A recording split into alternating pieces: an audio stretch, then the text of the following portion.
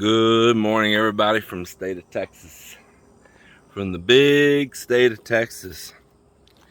Well, I got up this morning and went for a morning walk. Yeah, just out enjoying the air. It kind of dropped down maybe about 12 degrees cooler than what it has been. So at least it's not 106, 7, 8 and all like it was with the heat index even higher. And the air actually feels really nice and cool early this morning, and I'm enjoying that. Yeah, it's walking down here along this old country road. I don't know what struck me just take out walking, but I did. Reminiscing. It's like this concrete bridge here along this old country road. Just a few years ago, not long, very short time ago, that was a old wooden bridge, iron frame, I-beam frame, wood planks on it, and there's another bridge on the other side of my house, on each side of my house and property. There was another old iron bridge with wooden planks, and I like that, man. I like that rustic feel of them old plank bridges. I was sad when they come in and put in these concrete bridges. This is my property right here, all up in these woods and stuff here around this corner, all up through here. Yeah, it's one of my favorite pieces of property right here.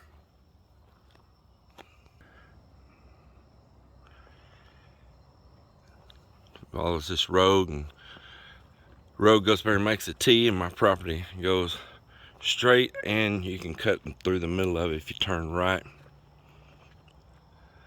Some nice old oak trees in here. Go a little further, there's some really huge ones that have got to be at least a couple hundred years old, at least. Oak trees take a long time to grow, and even that tree right there is pretty old. But the ones that's over there just a little further are even older.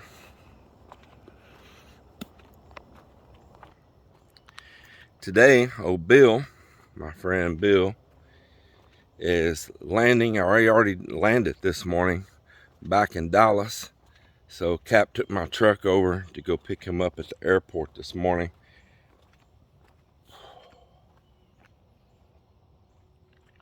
Back to reality for him. Yeah, back to reality. Man, I just love this old piece of property right here. I said it'd be the last thing I hold on to is that piece of property. If I sell out, I'd sell my house and all before I sell this piece of land right here, because I just want it to hold on to its nature and beauty as long as it possibly can.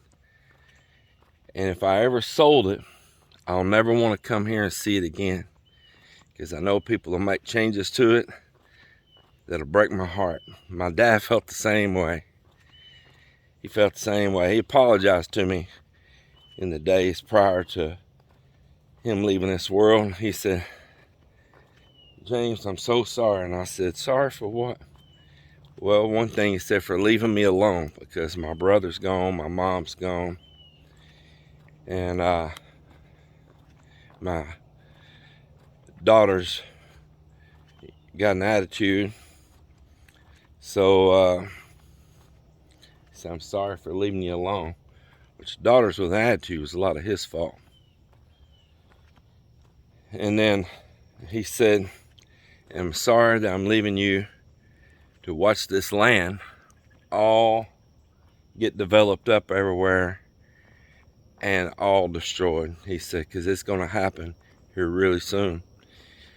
Well, he's telling the truth, because the property behind me over here now, they're trying to turn it into some kind of little development. And right down the street from me, some lady took a nice hayfield and where they raised horses and all, and she turned the whole gigantic field into her lawn. Built a mansion there. A widow woman. already up in her years, and builds this great big mansion, which it shot all of our property taxes up super high, because they value all of us by what the current values are of everything around you in a certain area. Other wealthy people come in and built too. And my family's always been old school. Even though there's some of my ancestors had a little something here and there, they still just lived very, very simple and kept it put away. And I did too until I built that house over in the Philippines. But there's a little investment in it too that can have a little return. Yeah, I built that place, but you can have a little return, and that's a little investment there too. That's kind of like this property.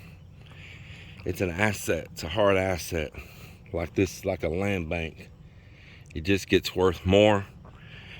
It earns better return than anything in the bank can.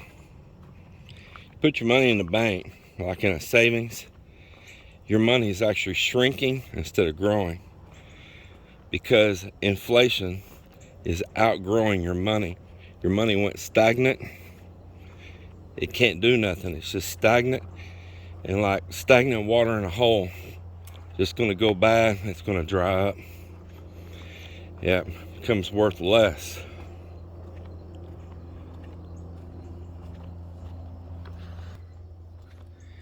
Even that house over in the Philippines, since we've built it, the property values and the house value has just really grown a lot.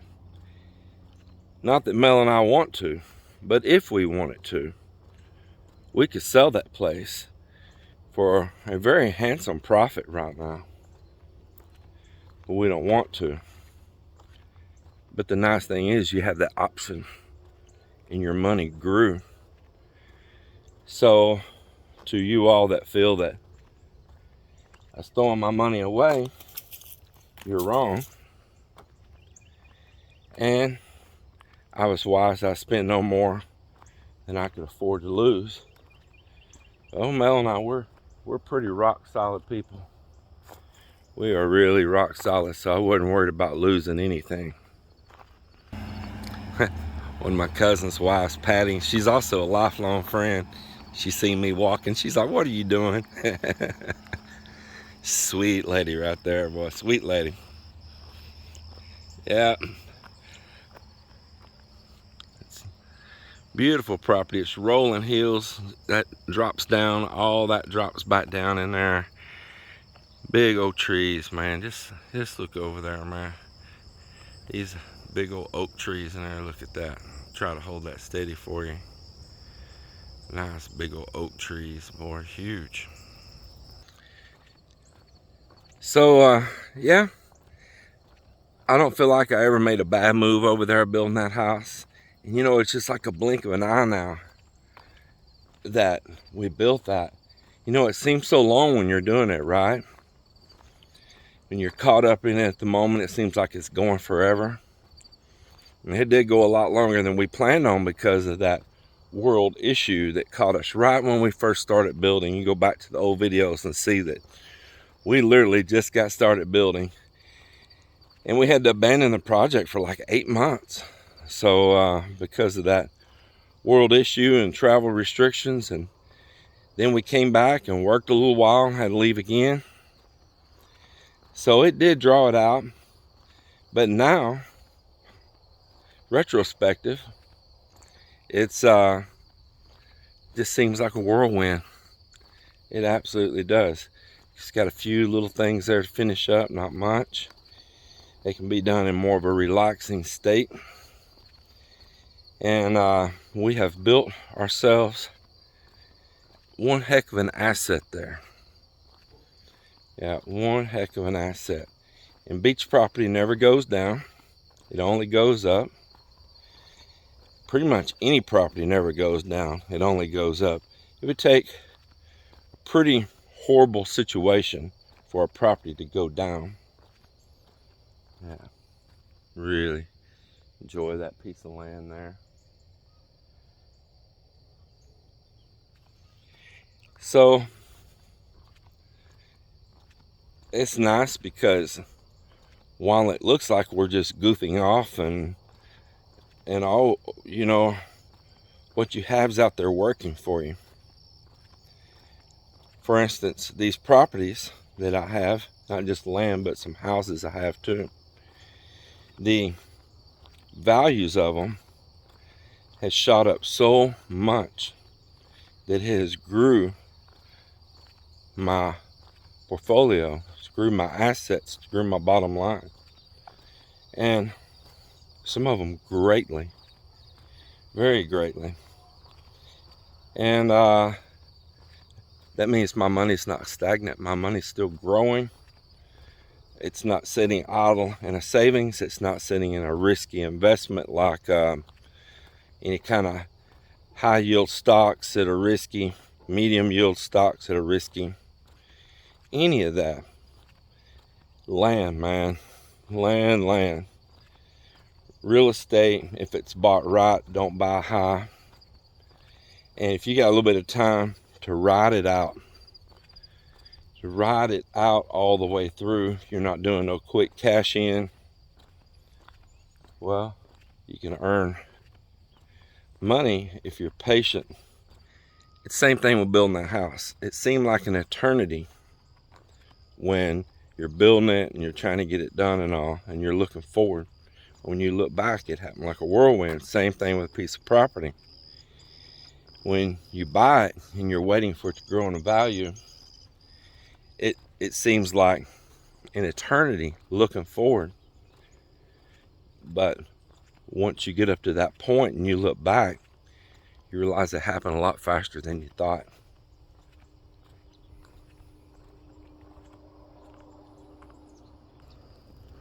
You got a few things lined up there that I'm selling here right now. We're about to line up some more stuff there today. Well, let me give you a little rundown real quick of things that are going on around here. So, it's kind of funny.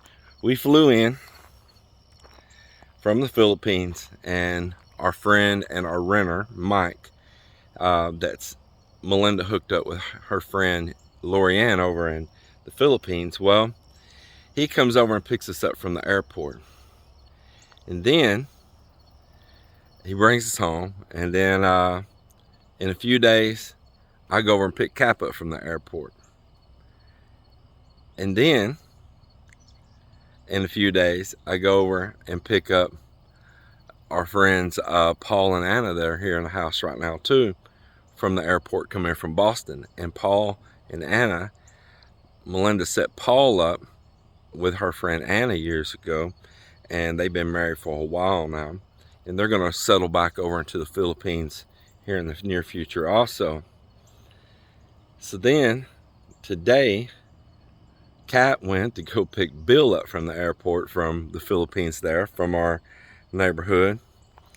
And then in just a few more days, Mike flies out to go to the Philippines over there to be with Lorianne. They call her Yen for a little while.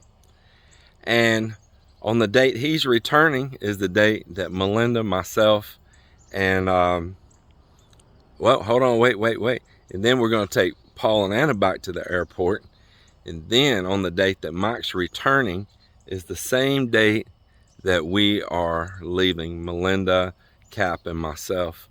So man, we are frequenting that airport greatly right now. It's kind of funny, and it's just it's kind of wild how we've created this whole community of people around us, you know, that's going back and forth and found happiness and joy over in the Philippines as well. And it doesn't just have to be the Philippines, and you don't have to leave your country to find happiness.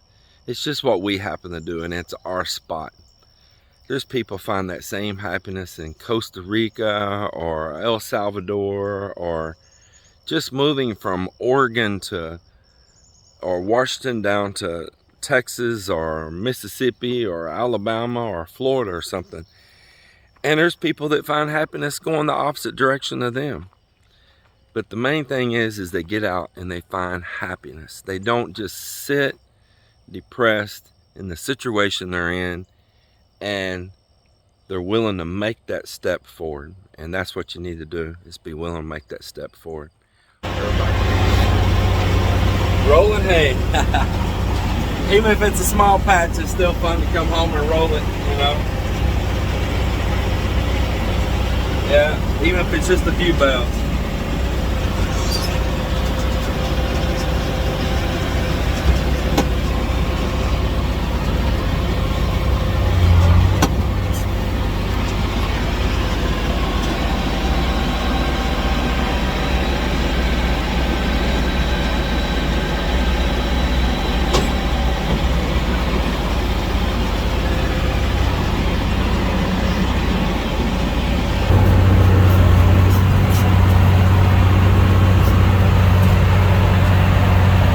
Out looking for sticks and any stray weeds so we can keep the weeds out of my bales, kind of picking any of that up.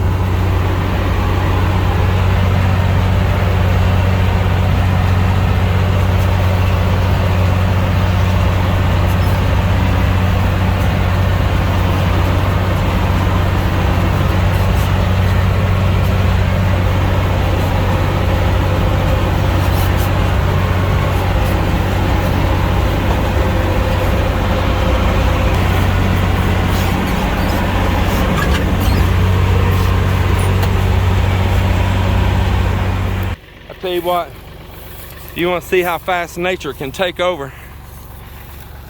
I should have showed it before we pulled it forward just then, but when I left last year, it was sitting just clean, no weeds or nothing growing up around it, sitting out in the open. Looks like it was just ready to go. And 1 year later, come back and it is completely grown over. Until we pulled this forward just a second ago, you couldn't even see the machine, could you? Yep. I had to use the front end loader forks to hook up around by the tongue and just lift all the vines and everything off of it and make sure we stir out any yellow jackets or anything. Show your other ones over. Yeah. So on the other side of my bucket here, there's another one right there, another plow, also a no-till drill. And there's a mower on the other side of that. All of it just buried over. Look at my disc here is almost completely gone. And that's just 1 year. So if you think that nature don't take over fast, man. They got little old trees already grown. All of these trees right here were not here a year ago. All these saplings grew in 1 year's time. It's absolutely amazing. And the difference is our cows, those little small saplings, they become along grazing along the fence and they would bite those tender saplings off. And so very few of them survive. And if they did get up, the cows would even bite them off and bite the little leaves and stuff. They lug those hackberry leaves, in fact. And I'm telling you, in 1 year, this is how things can change. You know, you leave a place, it does not take long for it to go to poo-poo. So, of course, this plow will still be fine. We'll get it out and get all this off of it. We're dragging it out and dragging the other one out. This is an airway and what they call a pasture king over there. That's a way of aerating the soil for both of them without actually doing disking, which causes erosion. So they're a little bit more environmental friendly type pieces of equipment for breaking your soil up, breaking that hard pan, splitting it open without actually tilling up the soil. It's all called no-tills. I rolled hay today. This little lot back here rolled 13 bales. 13 bales, but I didn't want to cut these weeds, so I stayed over all these weeds. And the one place that I cut through the weeds, Cap and I walked down through there, and Melinda worked with me last night too, and we took the big stalky weeds out of it, so it'd be nothing but clean grass left there, clean Bermuda grass. And after I get all this cleared out, we'll come through here and mow all this really good. And this next year, I'm gonna let my cousin come in here and cut hay in here himself. And maybe occasionally I'll have him turn his cows in just briefly to nip out all the fences and all. But I tell you, I didn't want the cows to stay in full time because they bog up my pond, my little lake right there. And we had this oak tree to die. That's a very old tree. What do you think? That thing's maybe about, what do you think? Maybe about 38 inches across the bottom there? Oh, yeah. It might be closer to 4. Get over there next to it, probably. Yeah. It's a very big old tree. Hate to lose it, but I've been seeing it struggling for several years now, and it finally met its demise.